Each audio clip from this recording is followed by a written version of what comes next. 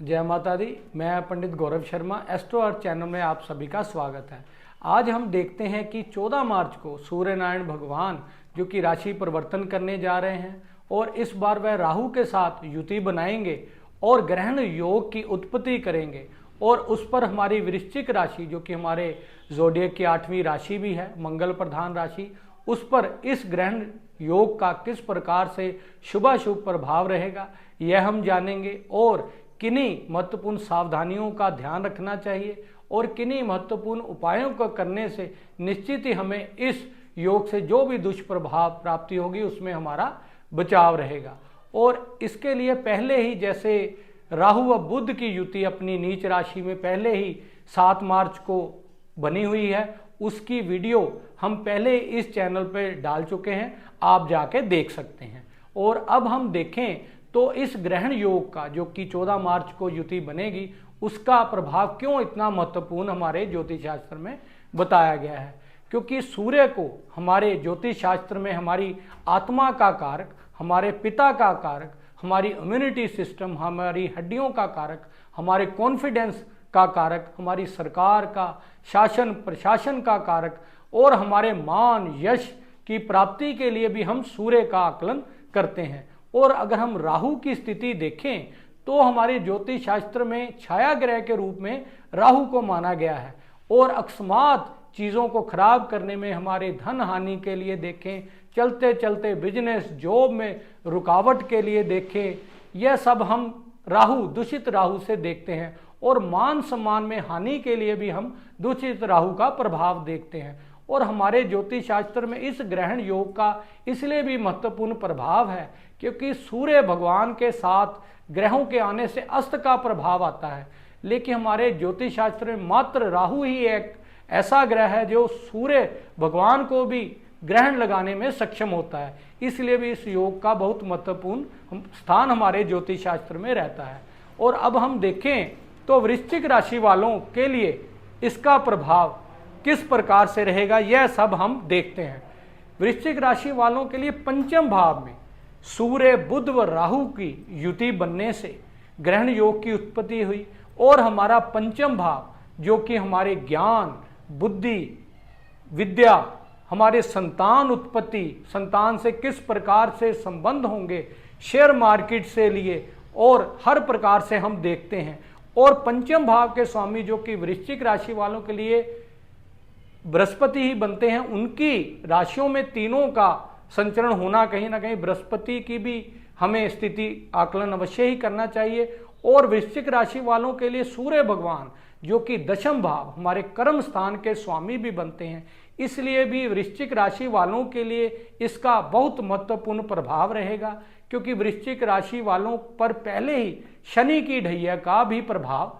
चल रहा है। और अब हम देखें पंचम भाव में जो इस ग्रहण युति बनी उसका प्रभाव किस प्रकार से रहेगा। निश्चित ही हमें इस ग्रहण योग से अपनी जो भी संतान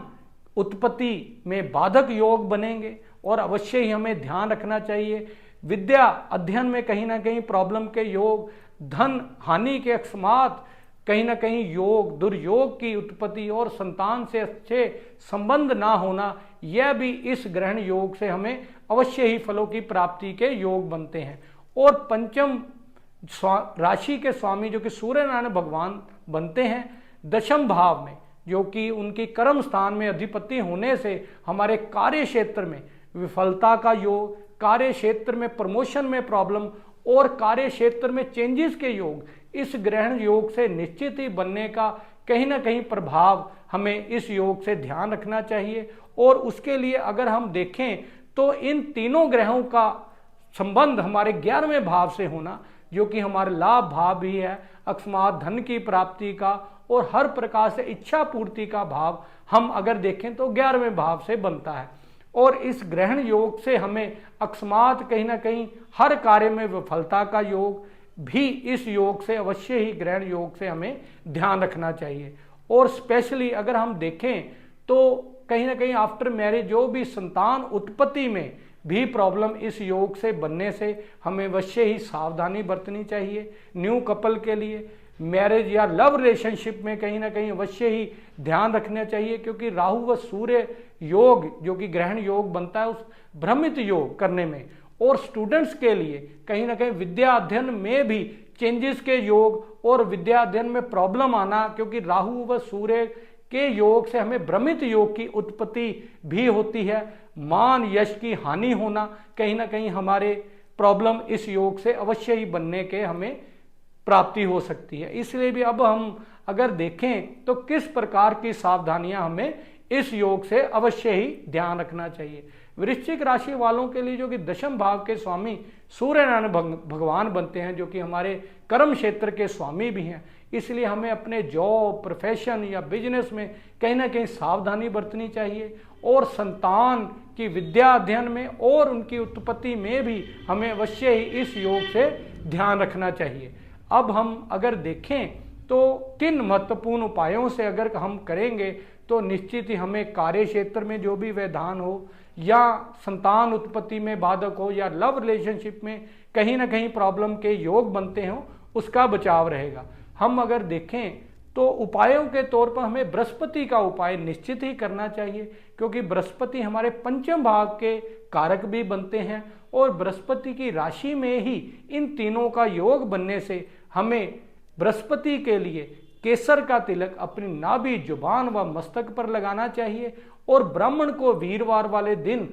एक बार पीले वस्त्र व पीली मिठाई एक बार अगर हम दे दें तो निश्चित इस योग से, जो भी ग्रहण योग से दुर्योग की हमें प्राप्ति होनी होगी, उसमें हमारा बचाव रहेगा, और हमें कार्य क्षेत्र में और हर प्रकार से धन प्राप्ति में भी हमारा अच्छी स्थिति प्राप्त होगी। जय माता दी।